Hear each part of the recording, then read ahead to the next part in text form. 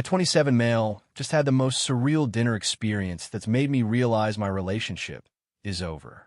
Still processing it, but I need to get this off my chest. My girlfriend Amanda, 26, and I have been together for 2 years. Lately, she's been different. We went to college together, started dating senior year. Back then, she was sweet, funny, down to earth.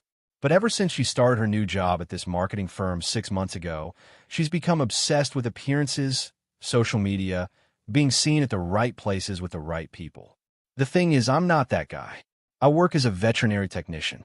I spend my days covered in dog hair, dealing with anxious pets and worried owners. I love my job, but it's not glamorous. I don't have a six-pack or a fancy car. I'm just average. And until recently, Amanda said she loved that about me. Said I was real and genuine. That changed when she started hanging out with her new work friends. Suddenly, my cargo pants were embarrassing. My reliable Honda was giving broke energy. My lack of Instagram presence was basically social suicide. But tonight was the worst. We were at dinner with her work friends, Caitlin and Jenna. Trendy place, the kind where they serve tiny portions on huge plates.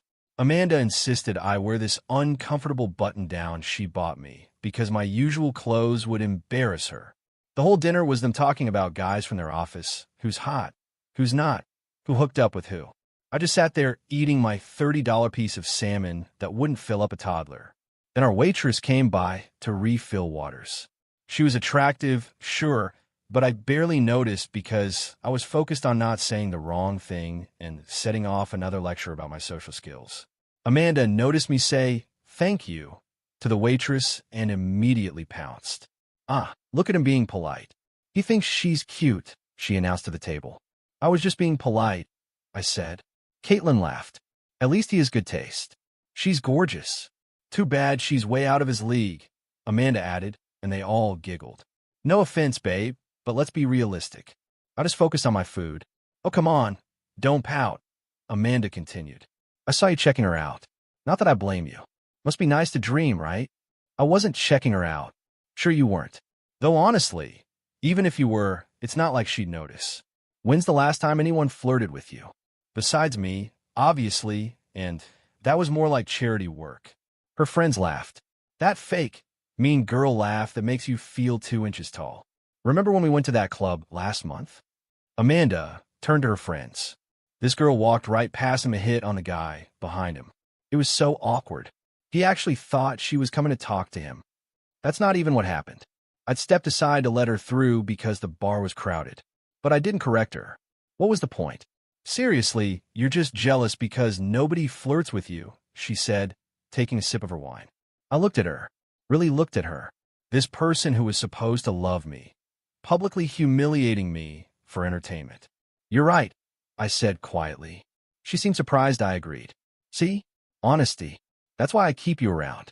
You know your lane. The waitress came back with the check. As she set it down, her hand brushed mine, and she gave me a small smile. Nothing flirty, just kind. Like she'd heard everything and felt bad for me. We paid. Well, I paid as always and got up to leave. As we're walking out, the waitress appeared again. Sir, you forgot this, she said, handing me what looked like a receipt. I don't think dash. No, it's definitely yours, she insisted, pressing into my hand with a meaningful look. I pocketed it, confused.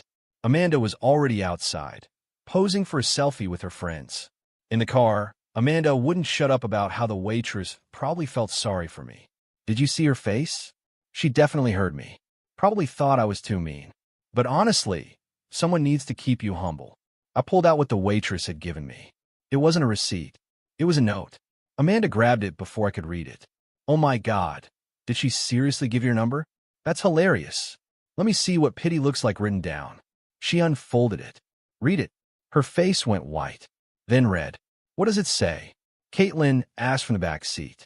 Amanda crumpled the note. Nothing. It's nothing. But I'd seen her expression. What did it say, Amanda? I said it's nothing. I pulled over. Give me the note. Just drive. Not until you give me the note. She threw it at me and crossed her arms. I smoothed it out and read. Asterisk. Hey, I recognize your girlfriend from Tinder. She was at my friend Kyle's place last Tuesday when I stopped by.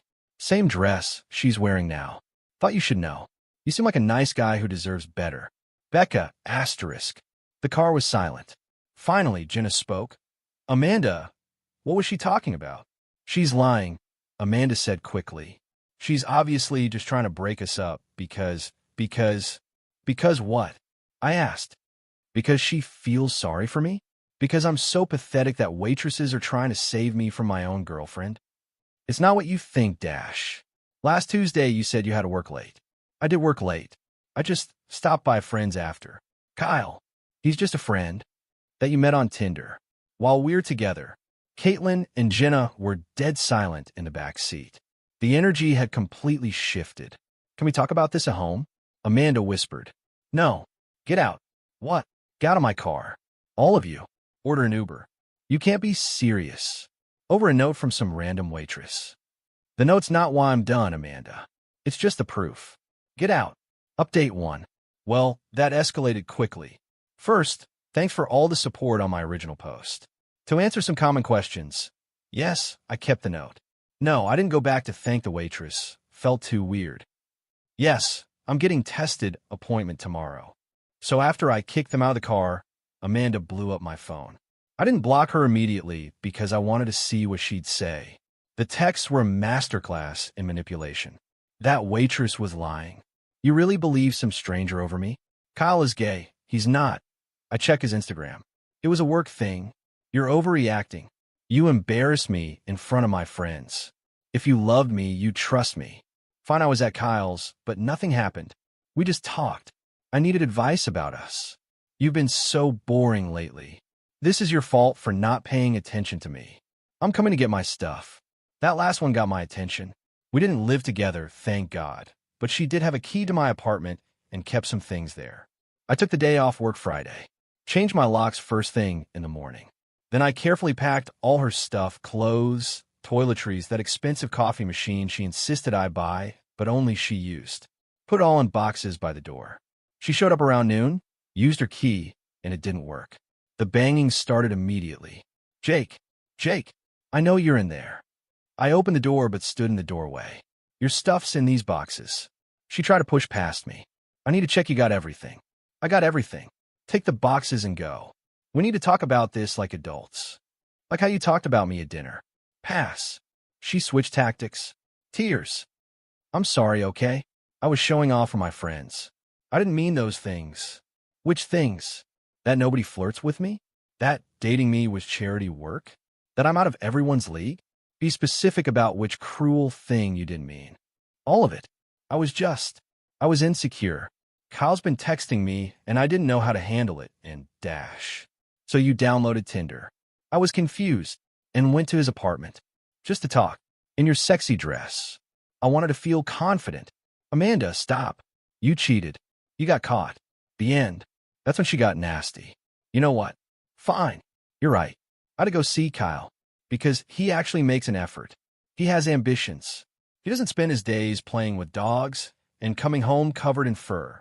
He takes me nice places and introduces me to interesting people and doesn't embarrass me by existing. Cool. Date him then. I will. You'll see what you lost. I was the best thing that ever happened to you, and you threw it away over one mistake. The mistake was staying with you after you started treating me like an embarrassment. The cheating was just the exit sign I needed. She grabbed the boxes and stormed off. I thought that was the end of it. I was wrong. Update 2. Remember how I said Amanda worked at a marketing firm? Well, turns out she's been putting those skills to use. Started small. Mutual friends reaching out, getting her side of the story. According to her version, I'd been controlling and jealous, constantly accusing her of cheating without evidence. The waitress note? I made it up. Kyle? Just a colleague I was irrationally jealous of. Some people bought it. Lost a few friends who decided I was the bad guy. Whatever. The ones who mattered asked for my side or already knew Amanda's tendency to rewrite history. But then she escalated. My Instagram, which I barely use, started getting tagged in posts. Amanda and Kyle, officially together, at all the places she used to drag me to. Captions like, finally with someone who appreciates fine dining, and when you upgrade. Petty, but manageable. I just untagged myself and moved on. Wednesday, things got interesting. I was at work when my coworker Teresa pulled me aside. Hey, weird question. Did you and Amanda have a bad breakup? Yeah, why? She called the clinic yesterday. Said she wanted to warn us that you were unstable and had threatened her. Dr. Morrison shut her down, but I thought you should know.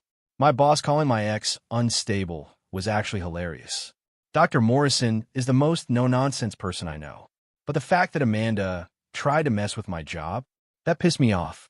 Then Thursday happened. I got a DM on Instagram from someone named Becca. The waitress.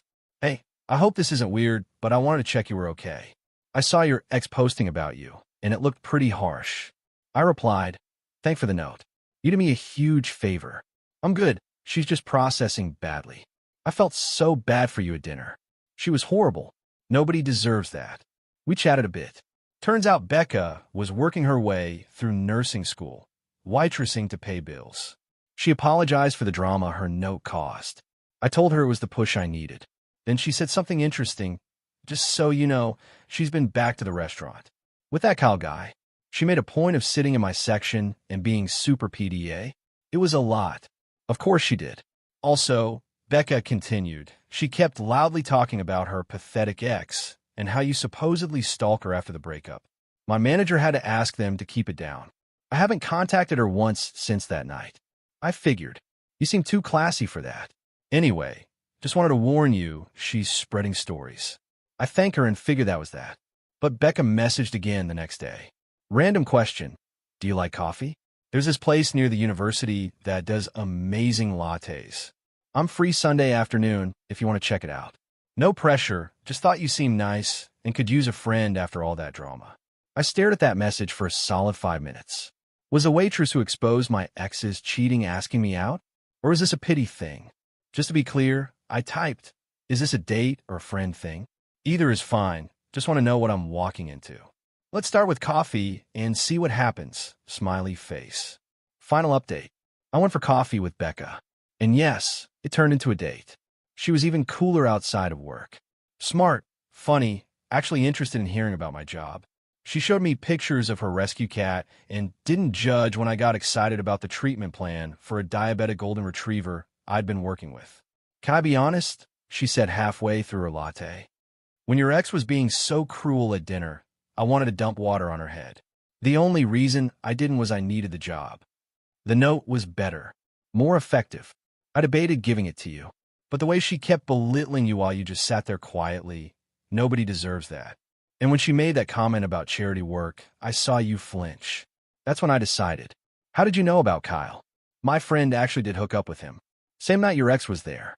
He was bragging about juggling multiple women. I remembered your girlfriend because she was all over him, and I thought it was weird she left alone if they were together. Then when I saw her at dinner acting all superior. Small world. Tiny, she agreed. Want to know something funny? After she came back with Kyle making a scene, my manager banned them. Apparently, Kyle got handsy with another server, and that was the last straw. We talked for 2 hours. She walked me to my car, and I asked if she'd like to do it again sometime. I would. But just so we're clear, this isn't pity. You're actually cute, and more importantly, you're kind. Your ex is an idiot.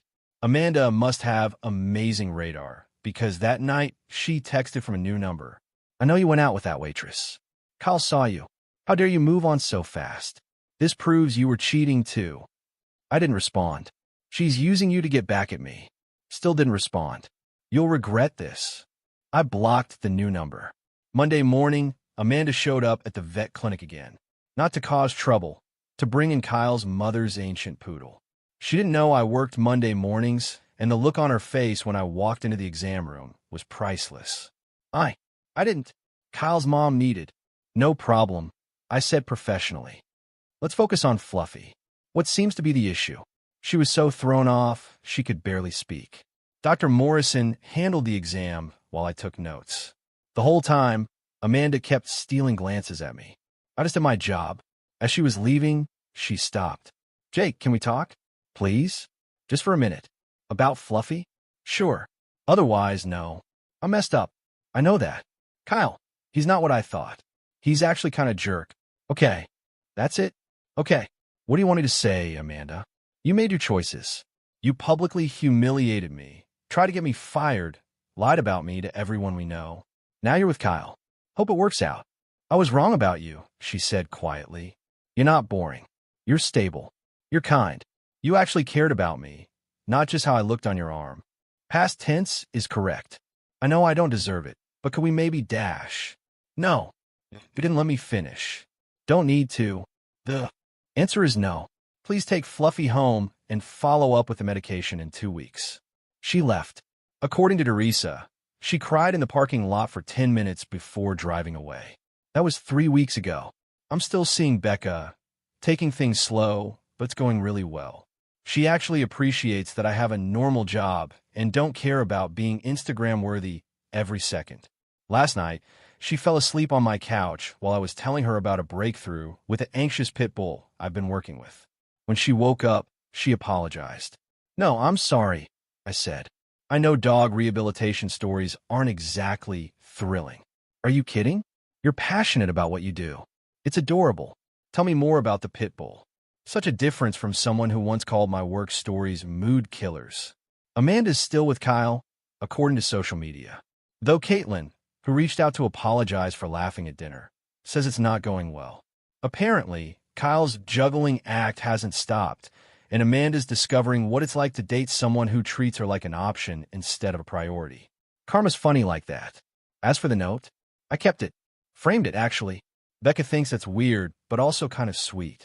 It sits on my desk at home. A reminder that sometimes the worst nights lead to better mornings. And that waitresses notice more than you think.